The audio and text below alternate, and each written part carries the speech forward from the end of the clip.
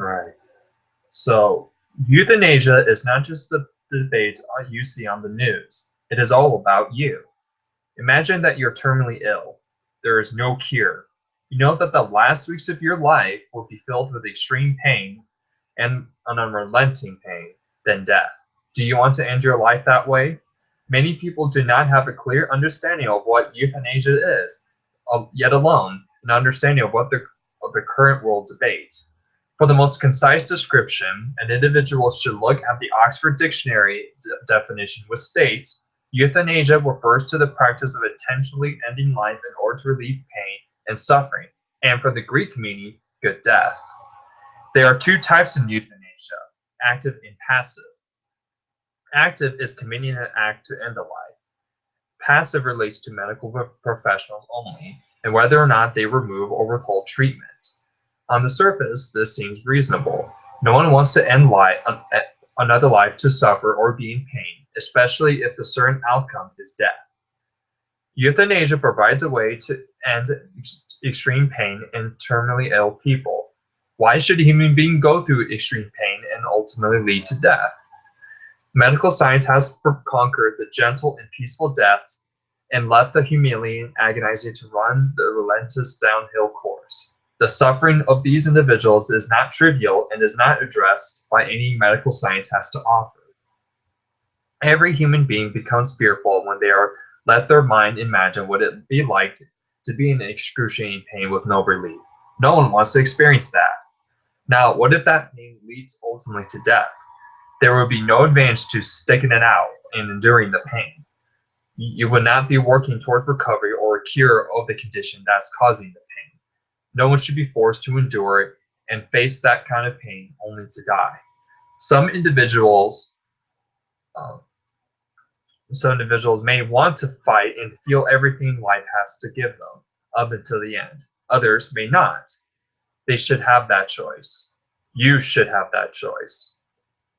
An example of the quality of life issue is former Governor of the Washington Governor Booth Gardner. Gardner was diagnosed with Parkinson's disease and knew how debilitating this disease was going to be for him and that it will lead to his death. He died in 2013, but in his last years, he fought for death with dignity. His message was that those who had made their own decisions in life to be allowed and to decide how and when to die. He championed the initiative, allowing doctors to prescribe lethal doses of medication for terminally ill patients seeking to hasten their own deaths in his state of Washington. A survey by Elder Magazine reported 80% of respondents will support the right to die through physician-assisted suicide if faced with debilitating disease. And if they are terminally ill and in pain, 8 out of 10 people support euthanasia, yet our laws do not reflect this. Active euthanasia is seen as a distinct act that leads to death.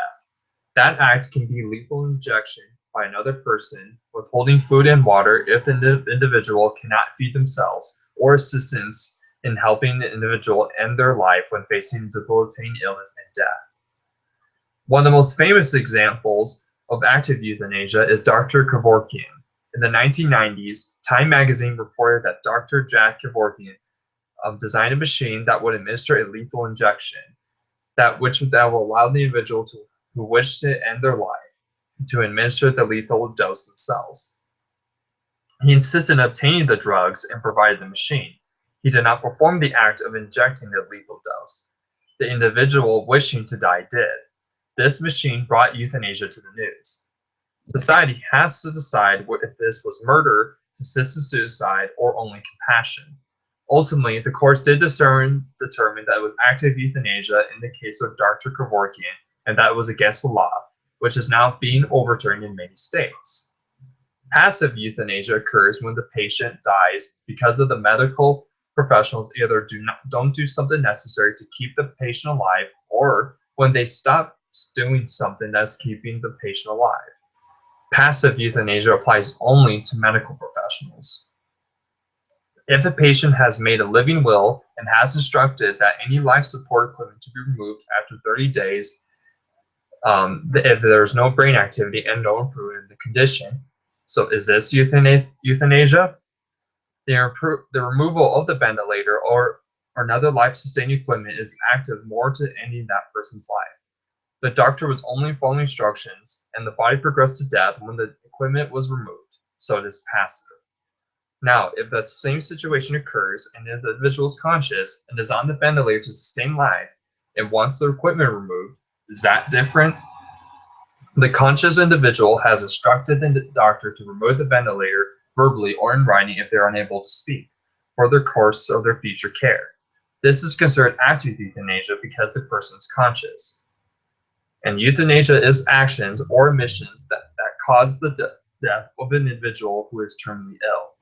Active euthanasia techniques span from lethal injection to withholding food. Passive euthanasia techniques range from withholding or withdrawing a ventilator or failing to treat pneumonia. According to Dr. Michael Manning, in Euthanasia and Physician-Assisted Suicide, Killing or Caring, he states, when these same people are faced with a debilitating illness, extreme pain, and the inevitable death from that condition, they begin to see the benefits of euthanasia. Most human beings do not just spend the last of their days of their lives in unbearable pain, mentally aware but trapped inside a body that is currently shutting down. We all should have a choice in deciding our care and how we should choose to face death. Euthanasia is a solution for pain relief, quality of life, and dignity in death. Euthanasia should be an option given to a person who is looking at a difficult death. With active and passive euthanasia, it will appear that the objection is more with how the death is achieved or performed, turning off a machine or lethal injection. And why is passive euthanasia, such as withholding a treatment or life-sustaining equipment, legal and active euthanasia is not? Where is that distinction? Individuals should have the power over their own body and life when facing certain death. In the end, laws should be made so that individuals should have the opportunity to decide for themselves. An individual should be responsible to put in place their desires for their care, and they're unable to make the decision in a living will. Euthanasia should be a choice for every human being. It can be regulated and restricted to protect those who make the choice for euthanasia and those who do not. You should have the power of your own body and life when facing certain death. You should have the right with dignity. Thank you.